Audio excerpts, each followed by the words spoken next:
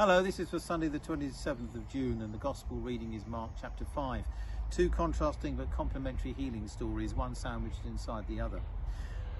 We first meet Jairus, a desperate father, leader of the local synagogue, who comes and kneels at Jesus' feet and begs him to come and lay hands on his daughter, not concerned about his public dignity or his status in people's eyes. And Jesus, off he goes with him. So he's open and willing to be commandeered, almost accosted in this way. And we can forget how much of Jesus' ministry was these seemingly random encounters. And then this unnamed woman, equally desperate, who spent all her money on healthcare but has got worse, the dangers of unregulated private healthcare even in those days. And it's important to understand what these hemorrhages mean for her in that culture. She would be classed as ritually and perpetually unclean. She'd be an outcast from her community, from her family, and she'd be in terrible trouble if she were discovered in this crowd of people, particularly trying to touch a man she did not know. She might have even been stoned to death. Her desire for healing is, you can see her extraordinary determination and courage, as well as her faith. And it's the only involuntary healing in all four Gospels. And this extraordinary moment when Jesus turns around and says, "Who touched me?" And the sarcastic response from the disciples saying, "For goodness sake, man, how many people are around you?" But the woman's huge courage again in coming forward and telling her story. And I think that's a key point we can often overlook.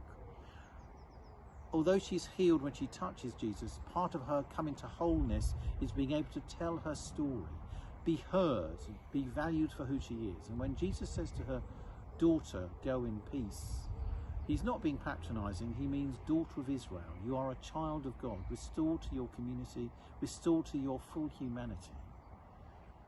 And then Jairus must have been hopping around in frustration at this point. They eventually get to his house. The child has died, and Jesus puts everyone outside except his inner circle of Peter, James and John and the child's parents.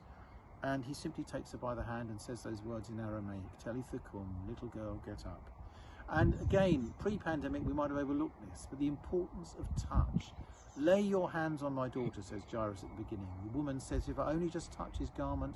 Jesus says, "Who touched me?" And then he lifts her up, the child up by her hand. That we know about, that longing to touch, that longing to embrace, that longing to be close to our families and friends and loved ones.